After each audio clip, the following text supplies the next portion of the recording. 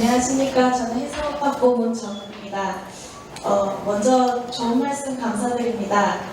강의 시작하시면서 하신 가장 와닿는 단어 중에 외로움이랑 열등감이라는 단어가 가장 많이 와닿았습니다. 그 중에서도 열등감이라는 감정은 상대방이랑 자신을 비교하지 않는다면 벗어날 수 있는 감정이라고 생각합니다. 그런데 외로움이라는 감정은 자신이 즐거운 일을 찾는 과정에서도 준비하는 과정에서도 불가피한 감정이라고 생각합니다. 요즘들 머릿속에 화두로 잡고 있는 게 머리가 시키는 삶인가 아니면 가슴이 시키는 삶인가입니다. 그러면서 요즘 생각이 드는 거는 결국 자신의 꿈이란 머리가 시켜서 가슴이 두근거리는 게 아닌가라는 것이었습니다.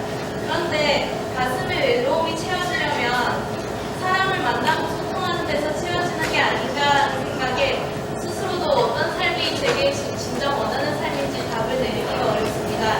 머리로 생각하면 지금 목표를 이루기 위해서 혼자 앉아서 뜻한 바를 매진해야 되는데 때로는 외로움이라는 감옥에 갇혀서 앞을 나아가기 어려울 때가 많습니다. 이럴 때는 외로움을 견디면서 머리가 시키는 삶을 따르는 것이 맞는가요? 아니면 가슴이 채워지는 외로움이 제가 진짜 원하고 즐거워하는 삶인지 그 답이 답을 좀. 네, 이 질문을 예측했던 건 아닌데 마침 적절한 사진이 있어서요. 좀 앞에 불을 한번 끄보시죠. 이 외로움, 고독에 대해서인데 이게 진짜 이제 우리 삶에서 아주 극복하기 어려운 문제입니다. 이제 질문 형식은 이거냐 저거냐 이렇게 물으셨는데요. 혼자 있다고 고독한 건 아니거든요. 혼자 있다고 외로운 것도 아니에요. 또 사람들 속에 둘러싸여 있다고 외롭지 않은 것도 아니에요. 진짜 이 외로움이라는 감정은 좀 다른 차원의 문제라는 생각이 들어서 이 사진을 먼저 보시면 특별한 느낌이 있어요? 여러분? 동물의 왕국에서 노상 나오는 장면이잖아요. 이 포식자가 있고 피식자가 있고, 그죠? 산양떼 중에서 풍부하고 떼어져서 무리해서 혼자 이제 소외된 어린 양이 공격 대상이 되어 있고, 저렇게 잡아먹어야 집 하나 펴보면 살죠. 이것이 자연의 먹이사슬의 일부라는 거 다 알고 있습니다. 이 사진을 보면 생존 경쟁, 먹이사슬, 포식자, 피식자, 육식동물, 초식동물 이런 단어들이 그냥 떠오를 거예요. 별다른 느낌을 주지 않습니다. 근데 똑같은 사진을 다른 걸 하나 보여드리죠. 이 사진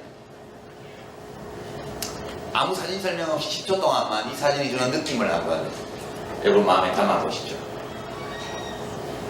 뒤에 서 있는 건 독수리입니다. 앞에는 이긴 여자아이가 지금 굶주림과 갈증에 지쳐서 죽어가고 있는 장면이에요. 그냥 어떤 느낌이 드는지 어떤 생각이 드는지 잠시 동안만 한번 마음속에 담아보십시오. 이렇게 그냥 객관적으로 과학적으로 얘기를 하면 앞의 사진이나 이 사진이랑 똑같아요. 포식자와 피식자가 있습니다. 독수리는 죽은 고기만 먹으니까요. 죽기를 기다리고 있는 거예요. 먹이사슬이고요. 모든 것이 동일해요.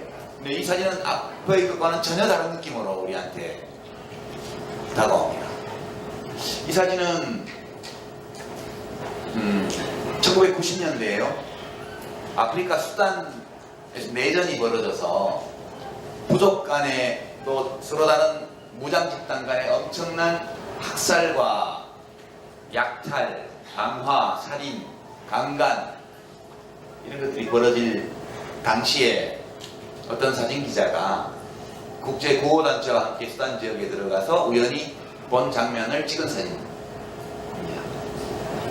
여러분들 이 사진을 보시면 특별한 느낌이 드는 것은 다른 무엇보다도 저기 앞에 죽어가고 있는 건 사람이기 때문이죠. 사람이요. 저 아이가 지금 느끼고 있는 두려움, 또 목마름, 굶주림 이렇게 느껴지시죠? 이 사진을 보는 것만으로 감정이입이 돼요. 저 아이가 느꼈을 그런 그런 감정들이 전해져 와요, 우리한테. 우리는 그걸 느낄 수 있는 능력을 가지고 있는 존재들이기 때문에 그렇죠. 그리고 이제 잠시 생각을 해보면 여러 가지 화가 나요. 우선 의문이, 부모는 어떻게 됐을까? 죽었을까? 죽었겠죠. 왜 내전이 벌어진 거지? 인간이란 어떤 존재야? 이렇게 생각이 미치고요. 그 다음 단계로서 저 사진은 뉴욕타임즈에 게재되었던 사진입니다. 여러분들이 이 사진을 집에서 받아보는 신문에서 보셨다면 그 다음 단계에 이렇게 나왔을 거예요. 이 사진 찍은 놈은 어떤 놈이야? 뭐 하는 놈이야 도대체? 저 상황에서 사진이나 찍고 있단 말이야. 그럼 이 사진을 실은 신문사는 또 뭐 하는 놈들이야?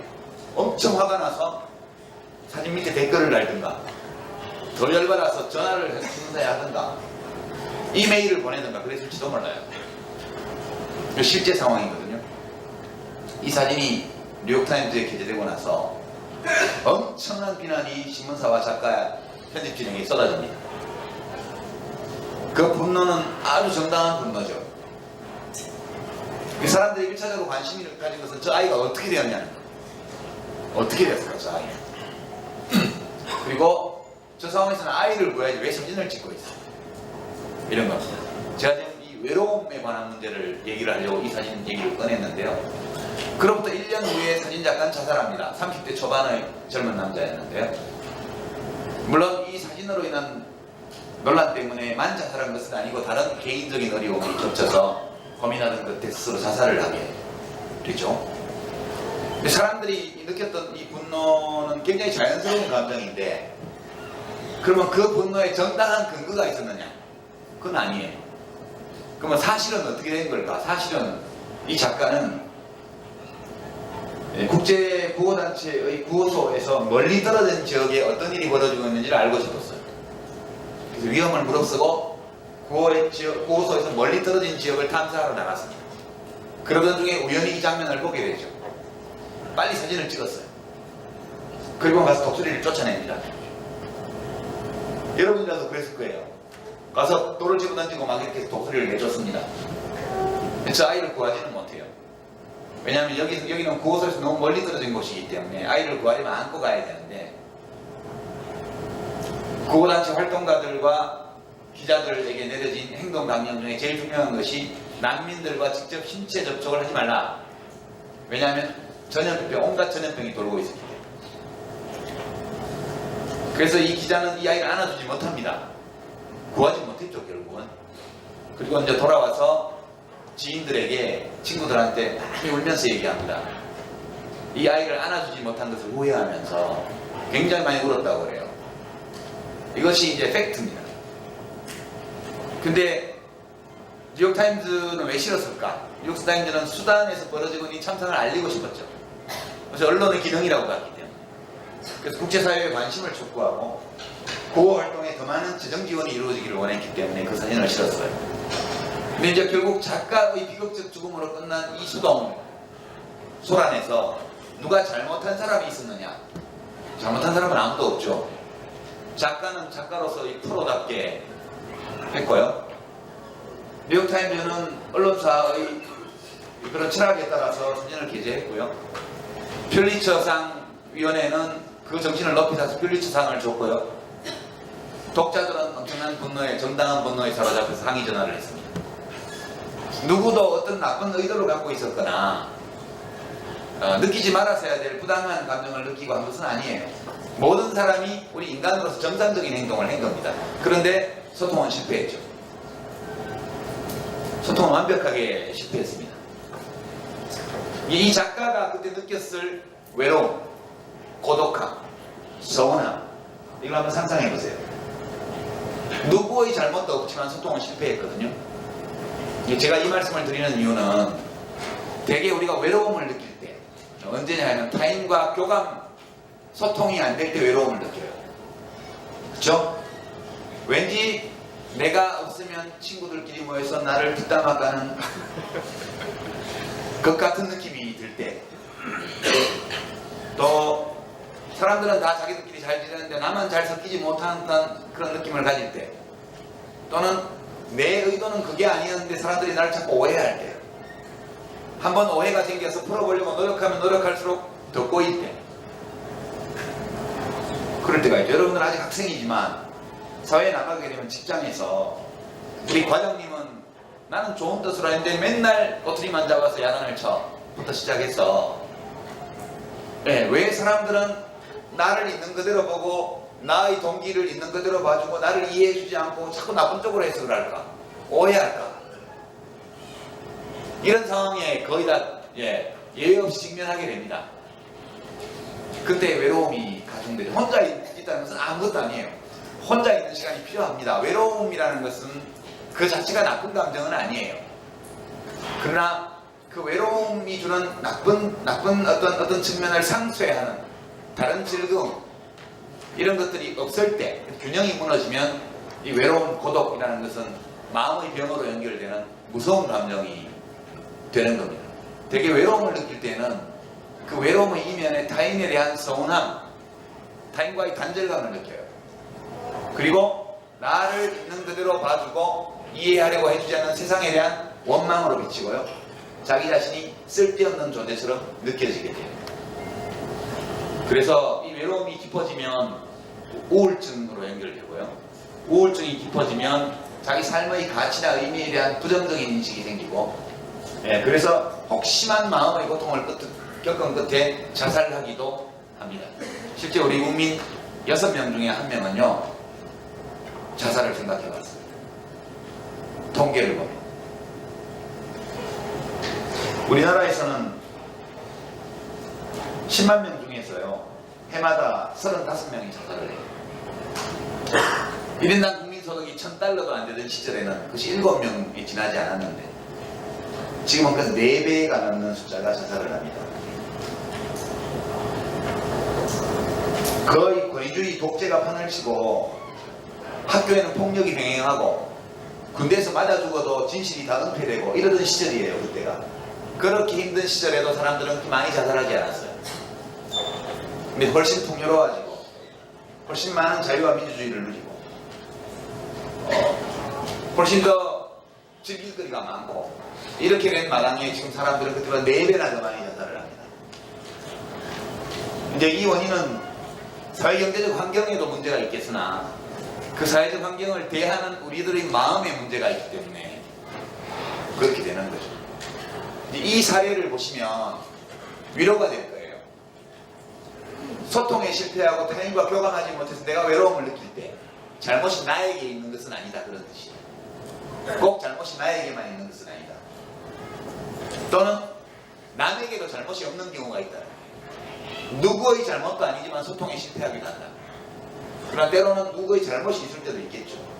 일단 소통에 실패하고 타인과 교감하지 못하는 것이 꼭 나의 잘못만은 아니라는 사실을 그것을 생각해야 된다고 봐요. 또한 그럴 때 타인이 나에 대해서 나쁜 의도 또는 악한 감정을 지니고 있어서 그렇게 되는 것만도 아니라는 생각을 할 필요가 있어요.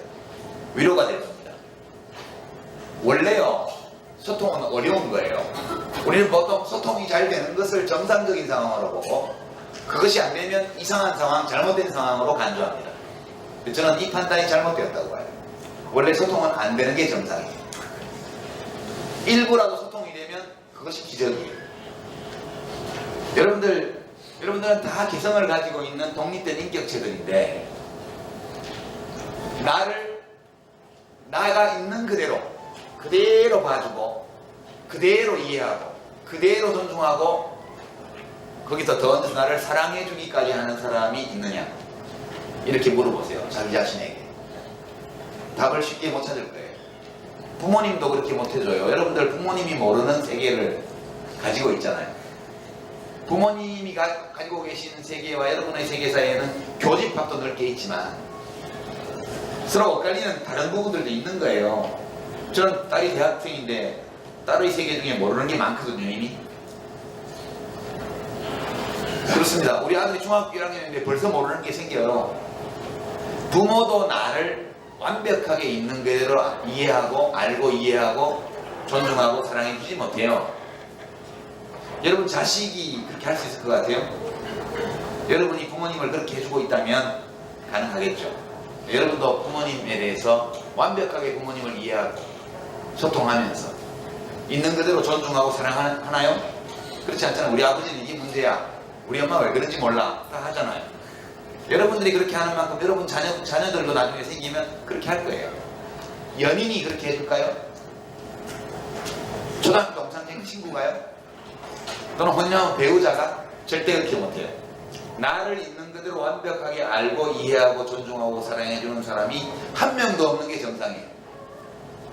근데 누군가가 그걸 해주잖아요. 완벽하다고까지는 못해도 그래서 상당히 어느 정도 나를 그렇게 해준다.